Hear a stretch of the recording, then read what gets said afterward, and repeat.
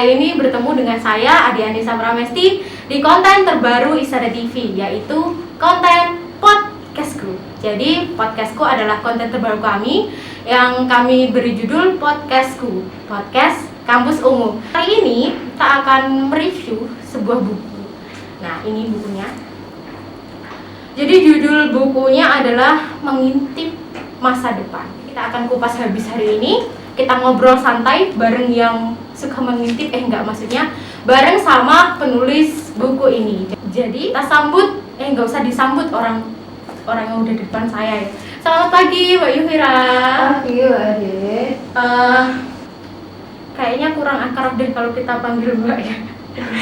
Biasanya kita panggil adik ya. Iya, betul. Adik. Karena Yufira ini dia adik kelas saya. Jadi sekarang dia masih di semester bukan ya 8. 8 sekarang. Oke, di semester 8 dan saat ini kalau semester 8 berarti proses skripsi ya? Iya, betul. Gimana nih? Udah jalan skripsinya? Luar biasa ya. Udah mulai jalan? Sudah mulai jalan, Udah mulai jalan. Semoga lancar ya sampai Amin. akhir skripsi. Jadi perjalanan skripsi itu emang paling mendebarkan ya. Iya, betul. Oke, kita tinggalkan masalah skripsi ya, sahabat. Jadi fokus kita kali ini adalah tentang buku ini. Jadi Yufira ini adalah penulis dari novel dengan judul Mengintip Masa Depan. Nah, kali ini kita akan bahas tentang apa saja sih yang ada di buku ini. Kenapa sih dia bisa sampai nulis buku ini padahal dia semester 7, 8. Jadi tentang kesibukan dia kita bakal tanya-tanya sekarang. Panggil dia nggak apa-apa ya? Boleh. Izin buat dicopot dulu gimana biar kita Lebih enak gitu. gitu. Enak. Oke, sudah. Rasanya nggak pengap lagi kayaknya pakai masker tadi pengap. Nah, ini ada beberapa hal sih yang pengen saya tanyain sama Dek Yufira. Hal apa yang membuat Yufira itu bisa sampai nulis buku? Kalau dibilang hal apa? Karena memang dari dulu Mbak Ade ya, dari dulu mungkin sekitar SMP atau SMA saya memang suka nulis. Oke. Itu cuman pada beberapa kesempatan karena memang kurang informasi gitu ya terkait mungkin sampai harus menerbitkan itu kayak gimana caranya, terus habis itu budgetnya kira-kira kalau misalkan kita ambil ke penerbit itu berapa, itu masih kurang banget informasinya gitu. Jadi karena memang bergabung pada beberapa organisasi juga di kampus ini juga, alhamdulillah di situ pertama ada alumni yang memang juga aktif di PES ya. Yang pertama kali sebenarnya menerbitkan buku. Oke, boleh kita undang deh. Iya. Gitu. Jadi pertama itu ada Mbak Sandi Ovinia. Ya. Mungkin juga seletingnya Mbak Ade juga menerbitkan. Setelah itu Mbak Sandi sharing nih informasi tentang kepenulisan itu seperti apa, terus caranya untuk menerbitkan itu seperti apa. Nah disitulah saya mulai ada nih kakak tingkat yang sampai bisa buat novel gitu ya, sampai punya novel yang bisa dibaca banyak orang. Itu luar biasa menurut saya gitu. Jadi di situ ketika Mbak Sandi sudah memberi informasi bagaimana cara untuk menerbitkan buku, dari situ saya tertarik gitu. Gitu. Awalnya kayak gitu.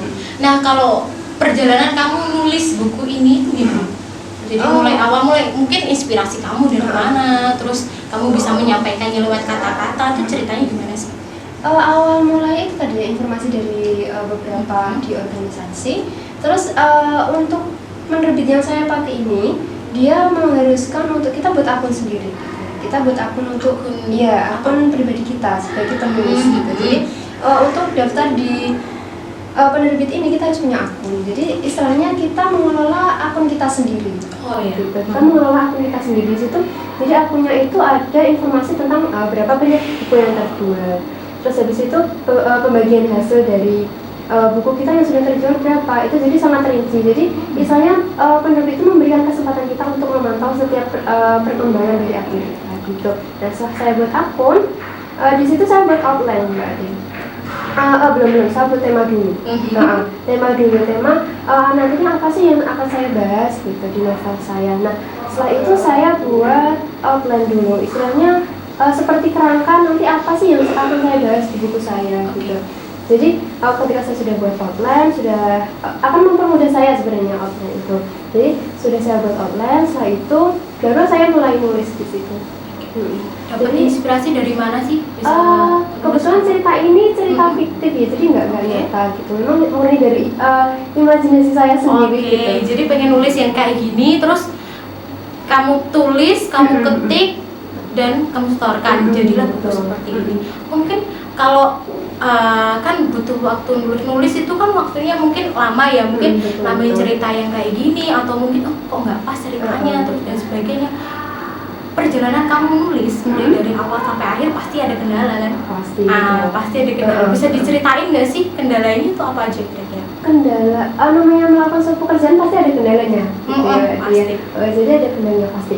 Karena kalau awal-awal itu saya menulis, mungkin karena saya penulis pemula juga, gitu ya. Pasti hal ini juga dirasakan sama penulis-penulis yang memang sudah profesional, pasti juga merasakan ini gitu. Merasakan kadang ada blank ide, setelah ini akan nulis apa ya, kata-katanya seperti apa, itu yang biasanya benar-benar jadi hambatan atau kendala gitu. Tapi ya alhamdulillah ketika kita coba terus untuk terus cari ide-ide setelah ini apa ya, itu tetap bisa kok. Kira-kira berapa lama sih bikin novel, berapa halaman nih ya? Sekitar 120 berapa gitu. Kira-kira berapa waktu yang kamu tempuh mulai dari kamu bikin kerangka outline itu sampai selesai dan bisa terbit gitu? Sekitar 1 bulan. 1 bulan? Betul. Cepet tuh. 1 bulan, benar-benar 1 bulan. Sekitar bulan apa? September 2019. Oh, jadi kamu bikinnya itu berarti kamu pas semester berapa itu? Sekitar semester 6. Oke, semester 6 itu. Nah, pasti kan semester 5 sama 6 itu lagi sibuk-sibuknya kuliah kan pastinya. Itu 2019 berarti belum ada pandemi. Belum sempat pandemi, berarti kuliah juga masih masuk kan. Ada pelajaran, ada praktek. Terus kamu ikut lembaga pers juga, nuzur dan sebagainya.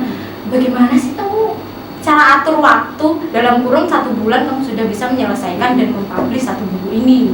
Sedangkan kamu juga ada organisasi, juga ada kuliah, praktek dan sebagainya. Kalau saya sendiri kan kadang ada orang yang bilang bahwasanya aku nggak ikut organisasi karena aku nggak bisa bagi waktu. Gitu. Padahal dengan dia mengikuti organisasi, sebenarnya dia belajar membagi waktu di situ. Karena ketika kita tidak mencoba untuk belajar membagi waktu, kita tidak akan pernah bisa membagi waktu. Gitu. Dengan ikut organisasi dan banyak organisasi, menurut saya justru kita belajar di situ. Membagi waktunya ini seperti apa, untuk yang ini seperti apa. Kalau saya sendiri, karena penyelesaian buku ini memang pas padat-padatnya ya Mbak Ade, ya pas padat-padatnya organisasi dan kuliah, 1 bulan saya target harus selesai waktu itu. Jadi karena memang saya target, jadi mau tidak mau saya harus continue untuk menyelesaikan. Karena udah ada targetnya. Betul, target. Nah itu bener banget. Kadang kita tuh suka lupa sama target yang kita buat. Tapi kalau memang kita yakin, kita udah niat, nah insya Allah pasti bisa. Apalagi kalau ikut organisasi, banyak orang bilang ikut organisasi cuma buang-buang waktu kan ya.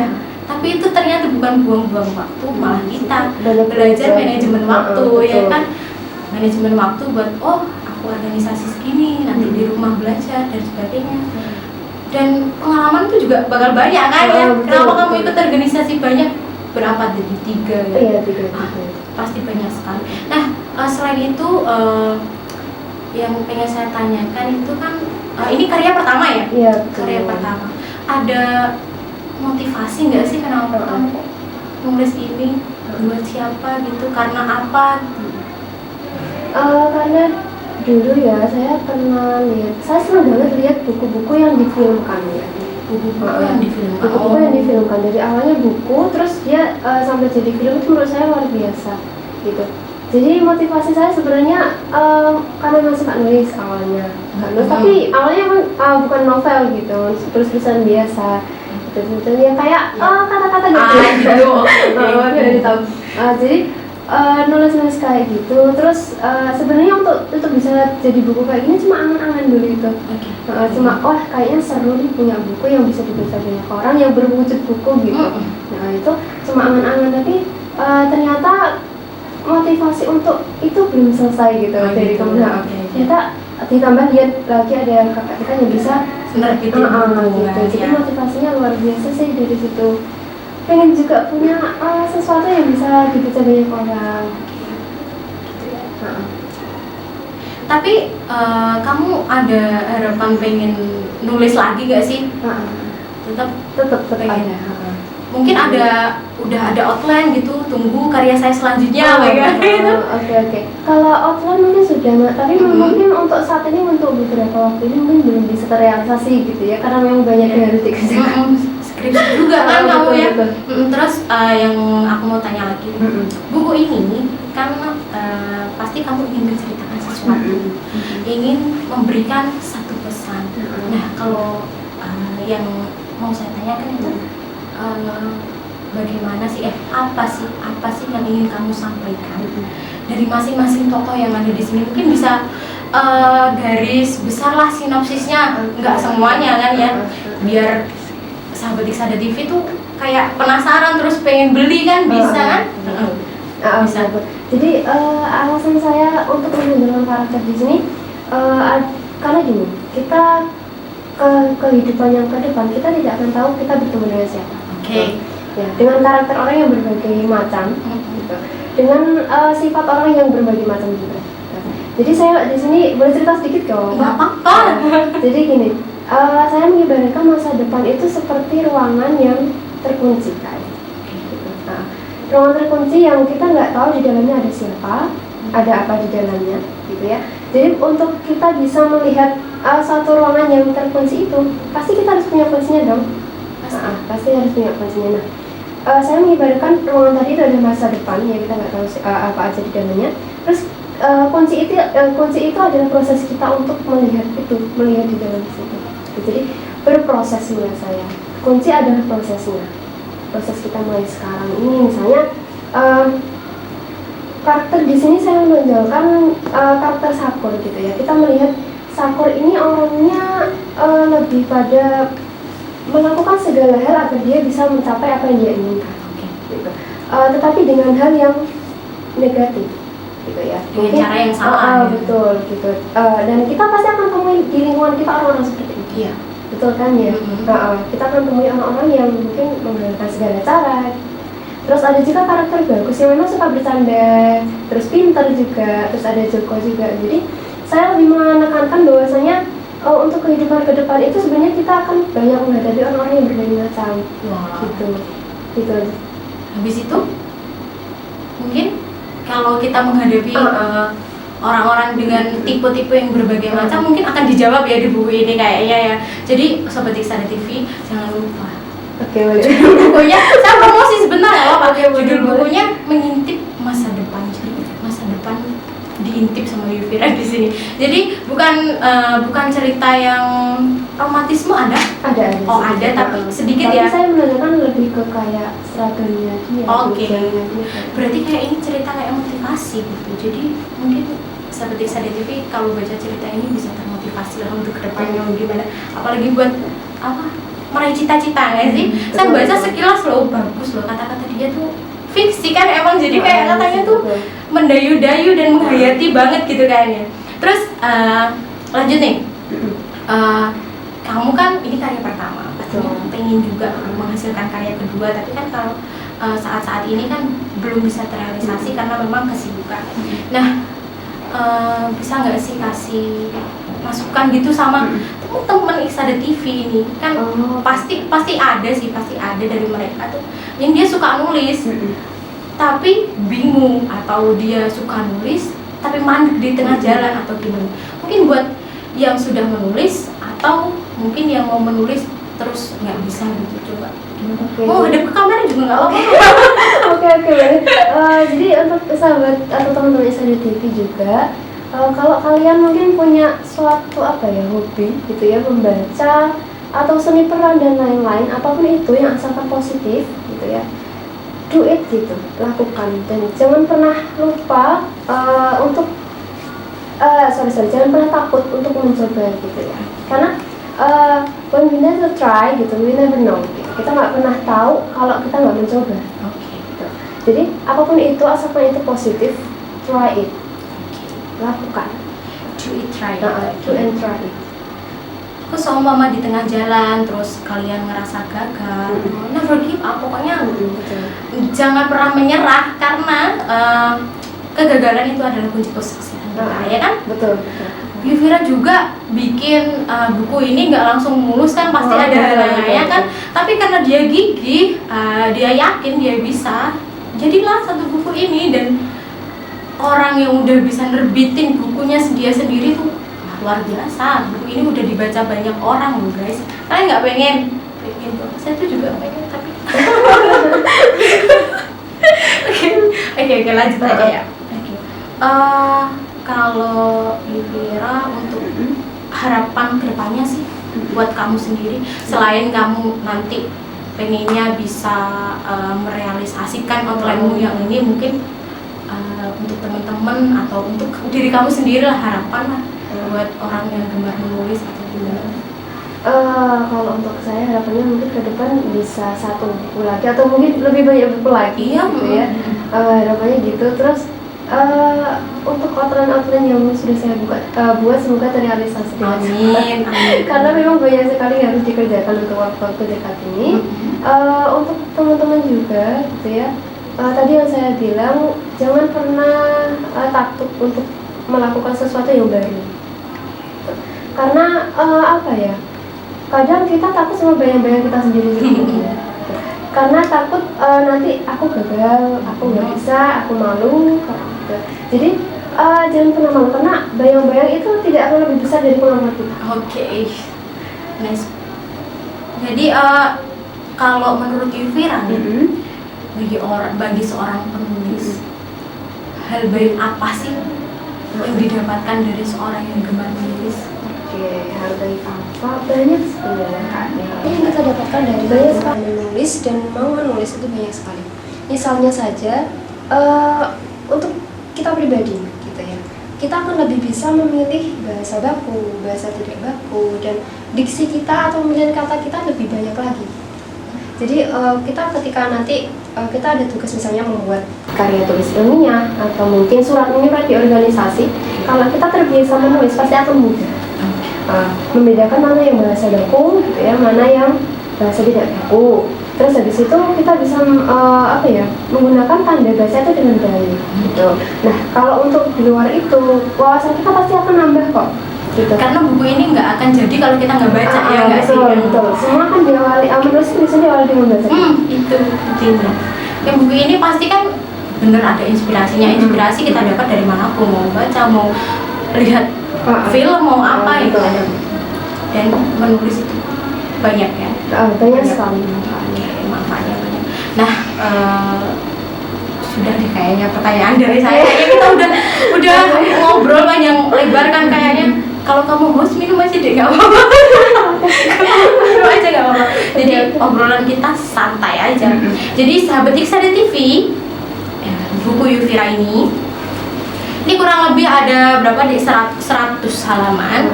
Jadi buku ini nanti isinya tentang memotivasi. Jadi kalau kalian beli buku ini, jangan lupa dihayati, ya kan? Kalau baca nggak dihayati sama aja kayak hilang gitu kan. Jadi dihayati karena pesan yang ingin disampaikan Yuvira itu sangat dalam, apalagi dalam proses kita mengejar cita-cita, ya kan? Pernah baca sekilas juga bagus banget. Jadi terima kasih ya Yuvira. Saya juga terima kasih sudah diberi kesempatan di sini. Kak, kalau kamu mau promosi nggak apa-apa, jangan lupa beli di mana belinya? Belinya di bisa di Shopee, di Tokopedia.com juga bisa, teman-teman ya, bisa di di Tokopedia juga ada, Shopee, pokoknya di e-commerce lain juga. Kalau mau DM ke Instagramnya Yuvira di bawah ini. Kak, kalau mau nerbitin buku gimana sih? Kemarin itu saya masih kurang jelas penjelasannya ke Yuvira gitu kan. Boleh DM-nya di sini ya. Oke. Terima kasih atas waktunya. Maaf mengganggu waktunya ya. Kayak liburan deh ya.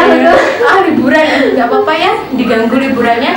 Jadi sahabat Iksada TV, nantikan podcast lainnya di channel Iksada TV. Bukan cuma nanti kita akan bahas tentang buku, tapi tentang yang lain-lain mungkin. Jadi jangan lupa, jangan alih channel, tetap di channel Iksada TV. Yaudah, ngapa?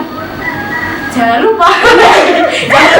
Bingung. Iya, jangan lupa like. Jangan lupa like, comment, dan subscribe dari channel Iksada TV. Iya, betul kan ya? Iksada TV. Oke. Berarti dapat inspirasi. Oke, terima kasih. Udah dulu deh di Sahabat Iksada TV. Assalamualaikum. Sampai jumpa.